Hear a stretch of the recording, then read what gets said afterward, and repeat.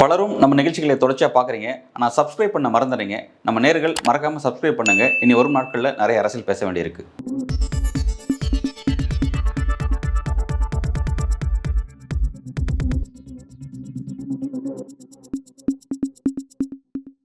வணக்கம். ஒரு 3 நாட்களுக்கு முன்பு அதிமுகவோட சீனியர் செங்கோட்டையன் அவர்கள் நான் மனம் விட்டு சில விஷயத்தை பேச போகிறேன்னு சொல்லியிருந்தாரு. அவர் சொன்னதுலேருந்து பார்த்தீங்கன்னா அவர் சார்ந்த அந்த செய்தி, குறிப்பாக அதிமுக சார்ந்த செய்திங்கிறது ஒரு பரபரப்பு நிறைஞ்ச ஒரு சப்ஜெக்டாக மாறிடுச்சு.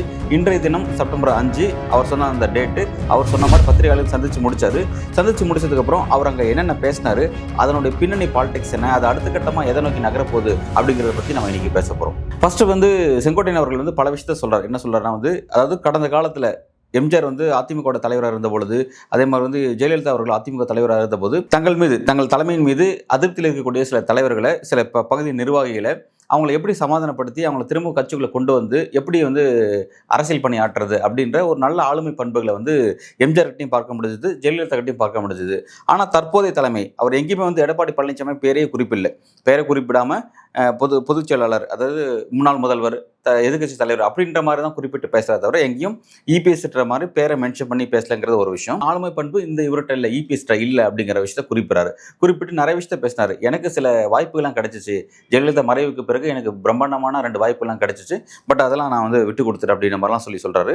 ரெண்டாவது பார்த்தீங்கன்னா சசிகலா பேர்லாம் குறிப்பிட்டு, சசிகலா மூலமாக தான் இபிஎஸ் அவர்கள் அந்த இடத்துக்கு வந்தார் அப்படிங்கிறதெல்லாம் குறிப்பிட்டு சொல்றாரு. குறிப்பிட்டு சொன்னாலும் கூட என்னன்னா, இப்போ இவர் வைக்கக்கூடிய முக்கியமான விஷயம் என்னன்னா, வெளியே போன சில ஃபேக்டர்ஸ் எல்லாம் உள்ள கொண்டு வர விஷயத்தை எடப்பாடி பழனிசாமி செய்ய மறுக்கிறாரு. சில நாட்களுக்கு முன்பு, அதாவது ஒரு மூத்த பத்திரிகையாளர் திரு எஸ்பி லட்சுமணன் அவர்கள் சில நாட்களுக்கு முன்பு அவர் தான் அந்த செய்தி ஃபர்ஸ்ட் வெளியிட்டிருந்தார். அதாவது எஸ்பி வேலுமணி, தங்கமணி, செங்கோட்டையன் அவர்கள், அப்புறம் சிவி சண்முகம் உள்ளிட்ட 6 அமைச்சர்கள் என்ன பண்ணாங்க, இபிஎஸ் போய் சந்திச்சு பேசியிருக்காங்க. இந்த மாதிரி வெளியே போன நபர்களை உள்ள கொண்டு வரணும் அப்படின்ற மாதிரியான விஷயத்துக்காக சந்திச்சு பேசியிருக்காங்க. அப்போ பேசும்பொழுது எடப்பாடி பழனிசாமி அதுக்கு பிடி கொடுத்து பேசல அப்படின்ற ஒரு விஷயத்தை எஸ்பிஎல் அவர்கள் வெளியிட்டிருந்தார்.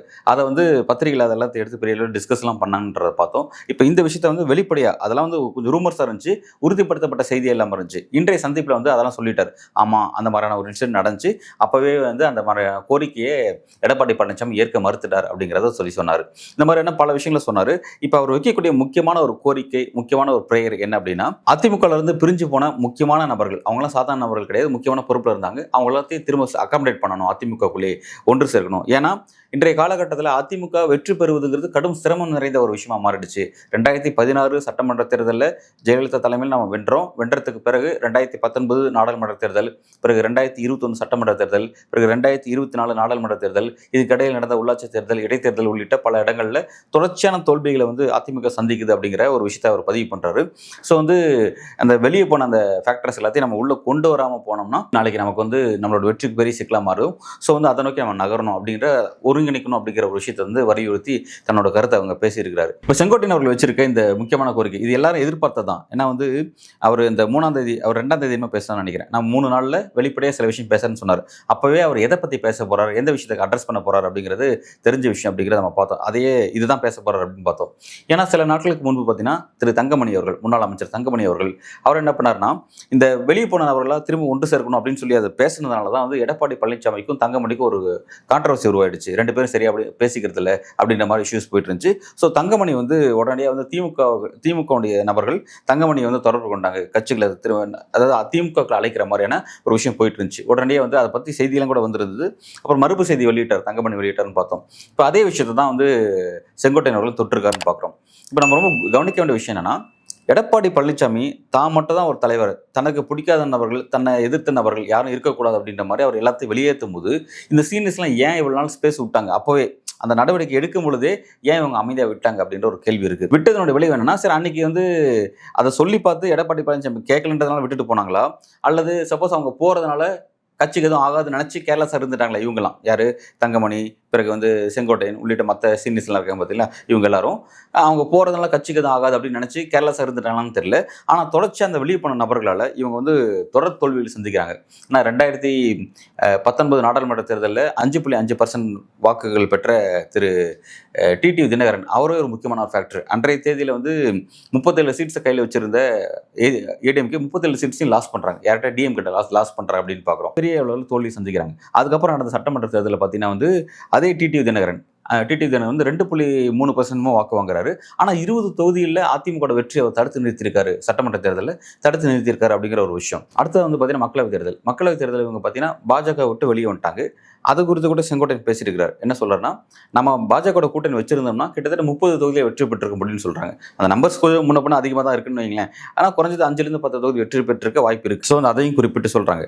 அப்போ என்ன நடந்துச்சுன்னா வந்து அப்போ வந்து ஓபிஎஸும் வெளியே போயிட்டாரு. அப்படி போகும்போது பார்த்தீங்கன்னா நம்ம நல்லா தெரியும், ஓபிஎஸ் வந்து தான் போட்டியிட்ட தொகுதியில் வந்து அங்கே அதிமுக பின்னுக்கு தள்ளி இருக்கிறாரு. அதே மாதிரி டிடி தினகரன் போட்டியிட்ட தொகுதியில் அதிமுக பின்னுக்கு தள்ளி இருக்கிறாரு. ஒட்டுமொத்தமாக 40 நாடாளுமன்ற தொகுதிகளில் ஒரு 6 தொகுதி நினைக்கிறேன் அதிமுக டெபாசிட் இழந்திருக்கு அப்படிங்கிறத பார்க்குறோம். இந்த மாதிரியான ஒரு மோசமான தோல்வியை வந்து தமிழக தேர்தல் வரலாற்றில் வந்து அதிமுக பதிவு செஞ்சதே இல்லை. ஸோ வந்து அந்த விஷயத்த எல்லாத்தையும் அதிமுக சீனியர்ஸ்லாம் ரொம்ப லேட்டர் தான் அதை ஃபீல் பண்ண ஆரம்பிச்சிருக்காங்களோ அப்படிங்கிறத நம்ம பார்க்க வேண்டியதாக இருக்குது. ஒன்று. எனவே செங்கோட்டையன் அவர்கள் தன்னுடைய கோரிக்கை என்னங்கிறத வச்சுட்டாரு. அதாவது பிரிஞ்சு போன நபர்கள் எல்லாத்தையும் ஒன்று சேர்க்கணும். அதுக்கு ஒரு 10 நாள் டைம் எடுத்துக்கங்க. 10 நாள் கெடு விதிச்சிருக்காரு.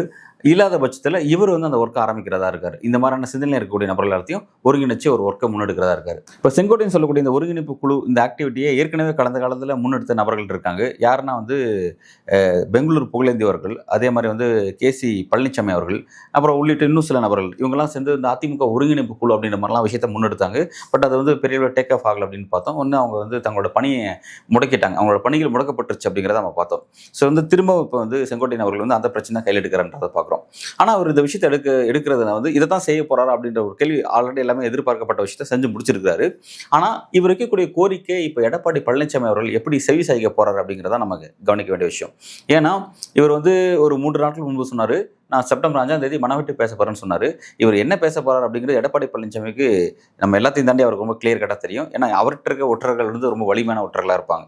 எப்படி வந்து இது ஏன் அந்த விஷயம் போயிட்டு இருக்கு, செங்கோட்டையன் விஷயம் ஏன் இப்படி போயிட்டு இருக்கு, அவர் என்னென்ன பேச விரும்புறாரு, இன்னும் உள்ளுக்குள்ள யாரெல்லாம் அந்த விஷயத்தை பேசிட்டு இருக்காங்க அப்படிங்கிற எல்லாமே செய்தியில் வந்து இபிஎஸ் கேதர் பண்ணிட்டே தான் இருப்பார். இபிஎஸை பொறுத்த வரைக்கும் அவர் தன்னோட பாலிடிக்ஸை தெளிவாக வச்சிருக்காரு. அது என்னன்னா, தமிழ்நாட்டை பற்றியும் தமிழ்நாட்டோட நலன் பற்றியோ அல்லது தமிழ்நாட்டுடைய எங்கள் மாநில உரிமைகள் சார்ந்த பிரச்சனையோ அல்லது எஜுகேஷன் இஷ்யூஸோ அல்லது மொழி சார்ந்த பிரச்சனையோ இந்த மாதிரியான எந்த ஒரு விஷயத்தை பற்றியும் அவர் வந்து பெரிய அளவில் கவலைப்படுற மாதிரி இல்லை. அவர் ஒரே ஒரு விஷயம் 2024 அந்த மக்களவைத் தேர்தலுக்கு முன்பு அவர் அந்த கூட்டணி விட்டு வெளியே வந்தார். அதாவது என்டிஏலேருந்து வெளியே வந்தார். பாஜகவோட அதிமுக உறவு பிரியுதுன்னு சொன்னார். சொல்லும் பொழுது அதுக்கான காரணம் என்ன சொன்னார்னா, தொண்டர்களோட உணர்வை வெளிப்படுத்தலாம் சொன்னார். அவருடைய அந்த முடிவை வந்து இங்கே வந்து பட்டாசு வெடிச்சு கொண்டாடினாங்க அதிமுக தொண்டர்கள். ஓகே, நல்ல ஒரு விஷயம் அப்படின்னு சொன்னாங்க. ஆனால் திரும்பவும் அந்த தொண்டர்களோட உணர்வு எப்படி ஒரு பிரதிபலிக்கிற மாதிரி எப்படி அவர் திரும்ப போய் கூட்டணி வச்சாருங்கிறதுக்கான விளக்கம் அவர் சொல்லவே இல்லைங்கிறத பார்த்தோம். ஆனால் அன்றைய நாட்களில் அதாவது நம்ம அதை பார்த்துருப்போம். அந்த ஏப்ரல் 11ஆம் தேதி அமித்ஷா, எடப்பாடி பழனிசாமி அந்த ஒரே மேடையில் உட்காந்து அந்த தோற்றத்தை பார்த்துருப்போம். இங்கே அந்த ஒரு ஸ்டார் ஹோட்டலில் ஒரு மீட்டிங் நடந்துச்சு. அதில் அப்போ தான் அந்த அலைன்ஸ் உருவாச்சு. அப்போ உருவாகும் பொழுது என்னன்னா, பத்திரிகையாளர் ஒரு கேள்வி கேட்டாங்க. இப்போ இந்த அலைன்ஸ் எல்லாம் உருவாயிடுச்சு, ஓகே ரைட்டு. இதில் அதிமுகவோட உட்கட்சி விவகாரத்தை பற்றி அமித்ஷாவோட பார்வை என்னன்னு கேட்கும் பொழுது அமித்ஷா தெளிவாக சொன்னார், அது உட்கட்சி விவகாரத்தில் நாங்கள் தலையிட மாட்டோம்னு சொல்லிட்டார். அப்போ எல்லா விஷயத்தை பற்றியும் அமித்ஷாவுக்கு மாறுபட்ட கருத்து இருக்கிற அவருக்கு அதிமுக உட்கட்சி விவகாரத்தை தலையிட மாட்டேன்னு அவர் சொன்னது வெறும் வார்த்தை மட்டும் இல்லை, அது இன்னமும் பின்பற்றுற அப்படின்னு நம்ம பார்க்குறோம். ஏன்னா உட்கட்சி விவகாரத்தில் பாஜக தலையிட்ட மாதிரி எதுவும் தெரியல. ஏன்னா இது அப்படி தான் போயிட்டு இருக்கிறதெல்லாம் பார்க்குறோம். ஒன்று. இன்னொன்று என்னென்னா, என்டிஏக்குள்ளே கூட வந்து இந்த ஓபிஎஸ் ஃபேக்டரி, தினகரன் ஃபேக்டரி எல்லாருமே உள்ளே இருக்கக்கூடாது அப்படின்ற விஷயத்த வந்து எடப்பாடி பழனிசாமி அதுலேயும் ரொம்ப உறுதியாக இருந்தார். இந்த 2 டிமாண்ட் அவர் கிளியர் கட்டாக அமித்ஷா கிட்ட வச்சிருக்காரு. அதை அமித்ஷாவும் ஃபுல்ஃபில் பண்ணிட்டார் அப்படின்னு தான் பார்க்குறோம். ஏன்னா அந்த விஷயத்தை வந்து அமித்ஷா வந்து அதை அந்த 2 டிமாண்டையும் அதை ஏற்றுக்க முடியாதுன்னு அவர் சொன்ன மாதிரியோ இல்லை அதை எதிர்த்து பாலிடிக்ஸ் பண்ணுற மாதிரியும் எதுவும் தெரியல. ஏன்னா அந்த ஒரு விஷயம் வந்து திரும்ப இந்த அலைன்ஸ் உருவாகி கிட்டத்தட்ட 4 மாதம் 5 மாதம் ஆயிடுச்சு. இந்த காலகட்டத்தில் பார்த்தீங்கன்னா எடப்பாடி பழனிசாமி விருப்பம் தான் நடக்குது. அதாவது அதிமுக உட்கட்சி விவகாரத்தில் அமித்ஷா தலையிட மாட்டேன்னு சொன்னது அது அப்படி தான் இருந்துட்டு இருக்கு. அதே மாதிரி பார்த்தீங்கன்னா என்டிஏக்குள்ளே டிடிவிக்கும் ஓபிஎஸ்க்கும் ஸ்பேஸ் இல்லைன்னு சொன்ன விஷயம் அதுவும் கண்கூட நடக்குது. அவங்க யாரும் இப்போ இல்லாமல் தான் இருக்காங்க. அந்த மாதிரி தான் போயிட்டு இருக்கு. அப்போ எடப்பாடி பழனிசாமி கை தான் இதில் ஓங்கி இருக்கும் அப்படின்னு நம்ம பார்க்குறோம். அப்போ இங்கே நம்ம என்ன யோசிக்கிறோன்னா, இந்த விஷயத்தில் அமித்ஷாவாலே டீல் பண்ண முடியாத ஒரு விவகாரத்தை எப்படி செங்கோட்டையன் போன்றவர்கள வந்து டீல் பண்ண போறாங்க அப்படிங்கிற ஒரு ஆச்சரியம் நமக்கு எழுது. செங்கோட்டையன் அவர்கள் இப்போ இந்த விஷயத்தில் யாரெல்லாம் அணைச்சு கொண்டு வர போறாரு, இந்த விஷயத்தை வந்து கேசிபி உள்ள கொண்டு வர போறாரா, புகழேந்தி உள்ள கொண்டு வர போறாரா, மற்ற ஏற்கனவே போய் சந்திச்ச பார்த்தீங்கன்னா இபிஎஸ் போய் சந்திக்கும் பொழுது சில கூட நத்தம் விஸ்வநாதன், இது சிவி சண்முகம் உள்ளிட்ட மற்ற அமைச்சர்கள் இவங்கெல்லாம் ஒன்று சேர்த்துட்டு வந்து வேற ஒரு ஃபேக்டர் நோக்கி நகர போறாரு அப்படிங்கிறது தெரியல. ஆனால் வந்து ஒரு பெரிய சிக்கல் நிறைந்த சப்ஜெக்டாக தான் வந்து அதிமுக சப்ஜெக்ட் போயிட்டே இருக்கு. ஆனால் எடப்பாடி பழனிசாமி இதில் என்னன்னா ஒரே ஒரு விஷயம் நடக்குது. எடப்பாடி பழனிசாமி என்னன்னா தன்னோட தலைமையை தக்க வச்சுக்கணும் அப்படிங்கிறத அவர் வந்து கிளியர் கட்டா இருக்கிறார். அதனால இந்த சொல்லக்கூடிய யார் கருத்தை அவர் கேட்க மாட்டேங்கிறார் அப்படிங்கிறத நம்ம பார்க்குறோம். ஒன்று. இதில் என்னன்னா எடப்பாடி பழனிசாமிக்கு தமிழ்நாடு ஃபுல்லாக போகிற எல்லா இடங்களும் செல்வாக்கு இருக்குது. ஏன்னா அவர் எதிர்க்கட்சி தலைவராக இருக்கிறாரு, பிறகு கட்சியோட பொதுச் செயலாளராக இருக்காரு. அவருக்கு ஆட்சியில் இருந்தாலும் இல்லாட்டியும் அவருக்கான அந்த புகழ் கிடைச்சிட்டே இருக்கு. ஆனால் மற்றவர்களுக்கு அப்படி கிடையாதுல்ல. நாளைக்கு அதிமுக ஆட்சி உருவானா மட்டும் தான் மற்றவர்களால் அமைச்சர்களாக முடியும், எம்எல்ஏக்களாக முடியும். அதன் மூலமாக அவங்களுக்கு செல்வாக்கு கிடைக்கும். அப்போ வந்து இவங்களுக்கு இதில் மற்றவங்களுக்கும் தங்களோட பர்சனல் கெயினுங்கிறது ஒரு பெரிய அளவில் பாதிக்கப்படுது. அந்த அந்த பாதிப்பை புரிஞ்சுக்கிட்டு அரசியல் செய்கிறாரு. அது பர்சனல் கெயின் இருந்தாலும் சரி, ஒரு பக்கம் பர்சனல் கெயின் இருக்குது, இன்னொன்று கட்சியுடைய வளர்ச்சி ஒன்று இருக்குது. ஏன்னா அதிமுக வந்து 74 உதயமானதுக்கு அப்புறம் தொடர்ச்சியாக தமிழக அரசியல் வரலாற்றில் ஒரு முறை கூட தொடர்ச்சியாக 10 வருஷம் ஆட்சியில் இல்லாமல் போன நாட்களுங்கிறது இருந்ததில்லை. அந்த நாட்கள் இந்த ஃபஸ்ட் டைம் இந்த முறை அச்சீவ் பண்ண போகிறாங்களோ அப்படின்ற மாதிரியான ஒரு எதிர்பார்ப்பு வந்து எழுது. ஸோ வந்து அப்போ கட்சியோட வளர்ச்சி ரொம்ப முக்கியம். அதே மாதிரி எடப்பாடி பழனிசாமி இருக்கிற மாதிரியான ஒரு அந்த பொலிட்டிக்கல் ஒரு சலுகைகள் வந்து அந்த அரசியல் சலுகைகள் மற்ற நபர்களுக்கு வேணும் அப்படின்னா ஆட்சி அதிகாரத்துக்கு வந்தால் மட்டும் தான் அது கிடைக்கும். ஸோ வந்து எல்லாத்துக்கும் அது தேவை. ரெண்டாவது என்னன்னா, மக்கள் வந்து களத்தில் ஆன்டி இன்கம்பன்ஸே பெரிய எதிர்கொள்கிறாங்க. ஸோ ஆன்டி இன்கம்பன்ஸை அறுவடை பண்ணுறதுக்கு எதிர்கட்சி வந்து ஆக்டிவாக இருக்கணும். அப்படி ஆக்டிவாக இருக்கணும் அப்படின்னா ஒன்றுபட்டு இருந்தால் தான் அது ஆக்டிவாக இருக்க முடியும். ஒன்றுபட்ட மட்டும் தான் நம்மளோட வாக்குகள் சிதறாமல் இருக்க முடியும். ஏன்னா 2021 சட்டமன்ற தேர்தலில் தினகரன் அவர்கள் 20 தொகுதியில் வந்து அதிமுகவுக்கு டஃப்பான இடமா மாறிட்டார், தோல்வி சந்திக்க காரணமாயிட்டார். இப்போ ஓபிஎஸ் ஃபேக்டர் தனியாக போயிருக்காரு. இப்போ அவர் போயிட்டு கூட இன்னொரு 20 தொகுதியில் அவர் ஒரு ஃபேக்டாக மாறினா அது நிச்சயமாக அதிமுக ஒரு பெரிய சிக்கலாக மாறப்போகுது. ஸோ வந்து அதனால தான் எல்லாரையும் ஒருங்கிணைக்கணும் அப்படின்ற ஒரு விஷயத்தை வந்து வலியுறுத்தி இந்த அரசியல் முன்னெடுக்கிறாங்க. ஆனால் எடப்பாடி பழனிசாமி இதில் அமித்ஷாவே வீழ்த்தின எடப்பாடி பழனிசாமி இவங்களை வீழ்த்ததுக்கு அவங்க எவ்வளோ நேரம் ஆகும் அப்படின்றத நம்ம கேட்குறோம். அது எப்படி இந்த விஷயத்தை டீல் பண்ணி முடிக்க போகிறாரு, எப்படி இந்த விஷயம் அடுத்த கட்டத்தை நகரப்போகுது அப்படிங்கிறது. ஏன்னா இவர் வந்து தனிப்பட்ட ஒரு ஆவர்த்தனை நோக்கி நகர மாதிரி தான் தோற்றம் இருந்துச்சு. ஏன்னா வந்து அவர் வரும்போது பார்த்தீங்கன்னா வந்து ஒரு ரோட் ஷோலாம் நடத்திட்டு வந்தார். இவர் எதுக்கு ரோட் ஷோ நடத்தாலும் நம்ம கேள்வி இருக்குது. அதே மாதிரி பார்த்தீங்கன்னா அவர்கிட்ட இருக்க தலைவர்கள் யாருன்னா ஜெயலலிதா மற்றும் அண்ணா, பிறகு எம்ஜிஆர் அப்படின்னு மாதிரி தான் வச்சிருந்தாரு. சிபிஎஸ்க்கு எங்கேயும் அவர் ஸ்பேஸ் கொடுக்கல, பேர் கூட உச்சரிக்க மாட்டேங்கிறார். அந்த மாதிரி வந்து ஒரு அரசியல் செஞ்சார். அவர் அந்த பகுதியில் அவர் ரொம்ப செல்வாக்கு மிக்க நபராக தான் இருக்கார், மாற்று கருத்து இல்லை. ஆனால் எடப்பாடி பழனிசாமிக்கு அவர் இருக்க பகுதியிலும் செல்வாக்கு இருக்குது, அதை தாண்டி மற்ற கொங்கு பெல்ட்லையும் செல்வாக்கு இருக்குது, தமிழ்நாடு தலைவர் எல்லா இடத்துலையும் ஓரளவுக்கு செல்வாக்கு இருக்குது. ஏன்னா அவர் மட்டும் தான் இன்னைக்கு அதிமுகவுடைய ஒரு ஒற்றை முகமாக இருக்கார் அப்படின்னு பார்க்குறோம். இப்படி இருக்கும்போது எப்படி எடப்பாடி பழனிசாமியை செங்கோட்டையன் போட்ட நபரால் வீழ்த்த முடியும், என்ன பண்ண போகிறாங்க அப்படிங்கிறது தெரியல. இந்த முக்கியமான அந்த கான்ட்ரவர்சியில் பாஜக திரும்ப ஒரு ரோல் எடுத்து உள்ள வர போகிறாங்களா, அமித்ஷா வேற ஒரு கணக்கு போட போகிறாரா அப்படிங்கிறது வர நாட்களில் நம்ம பொறுத்து இருந்து பார்க்க முடியும். எனவே இந்த விஷயத்தில் எடப்பாடி பழனிசாமி நெருக்கடி ஏற்படுத்தணும் அப்படின்னா செங்கோட்டையன் எடுத்திருக்க இந்த அரசியலை வந்து அவர் தனிப்பட்ட முறையில் எடுக்காமல் அவருக்கு வந்து இன்னும் ஒரு பொலிட்டிக்கல் பக்கபலமாக இருக்கிற மாதிரி சசிகலா நபர்கள் ஃபேக்டர் உள்ளே கொண்டு வந்தால் மட்டும்தான் இந்த விஷயத்தில் வந்து எடப்பாடி பழனிசாமிக்கு ஒரு பெரிய அளவில் நெருக்கடி ஏற்படுத்த முடியும் நம்ம பார்க்குறோம். ஏன்னா ஏற்கனவே என்ன சொன்னாங்கன்னா, வெளியே போன அதாவது என்டிஏலேருந்து வெளியே போன ஓபிஎஸும் தினகரன் என்ன சொன்னாங்கன்னா சசிகலா கரத்தை வலுப்படுத்துகிற மாதிரியான விஷயங்கள் சொல்லிட்டு இருக்காங்க. ஏன்னா சசிகலாவும் கூட ஒரு அறிக்கையில் விட்டு தன்னோட ஃபேஸையும் காட்ட ஆரம்பிச்சிருக்காங்க அப்படிங்கிறத பார்க்குறோம். இப்போ சசிகலா கரத்தை வலுப்படுத்துறது தான் சசிகலா தலைமையில் தமிழ்நாடு ஃபுல்லாக வந்து ஒரு பேரணியை, அதாவது இப்போ சுற்றுப்பயணத்தை, இப்போ எடப்பாடி பழனிசாமி செய்கிற சுற்றுப்பயணத்தை சசிகலா தலைமையில் முன்னெடுக்கிற மாதிரியான ஒரு விஷயத்தை வந்து இடையில செய்தியில் வந்துட்டு இருந்துச்சு. அதை நோக்கி வந்து ஓபிஎஸும் டிடிவியும் புஷ் பண்ணுறாங்க அப்படின்ற மாதிரி பார்க்குறோம். அப்படி அந்த மாதிரி சசிகலா கரத்தை வலுப்படுத்துகிற மாதிரி இவங்க போனாங்க அப்படின்னா அது உண்மையிலே வந்து ஒரு நெருக்கடியான ஒரு விஷயமா மாறும் அதிமுகவுக்கு. ஆனால் எப்படியா இருந்தாலும் இதெல்லாம் ஒன்றுபட்டால் மட்டும்தான் திமுக வீழ்த்து சரியாக இருக்கும். ஏன்னா இடையில களம் வந்து தேர்ட் ஃப்ரண்ட் இன்னொருத்தர் விஜய் வந்துட்டார். விஜய் வந்ததுனால அவர் வந்து எல்லாருக்கும் ஒரு ஸ்பாயிலிங் ஃபேக்டர் இருக்குது, எல்லாருடைய வாக்கு வங்கிக்கும் ஒரு பெரிய டஃப்பாக ஏற்படுத்துறாரு அப்படின்னு பார்க்குறோம். ஓகே, அப்படி இருக்கும் பொழுது எப்படி இந்த விஷயத்தை வந்து வரக்கூடிய நாட்களில் ஹேண்டில் பண்ணி இந்த விஷயத்தை ஸ்மூத்தாக கொண்டு போகிறாங்க அப்படிங்கிறது நம்ம பொறுத்திருந்து தான் பார்க்கணும். அடுத்த கட்ட அரசியல் எதை நோக்கி இருக்கிறது நம்ம பொறுத்திருந்து பார்க்கலாம். மிக நன்றி.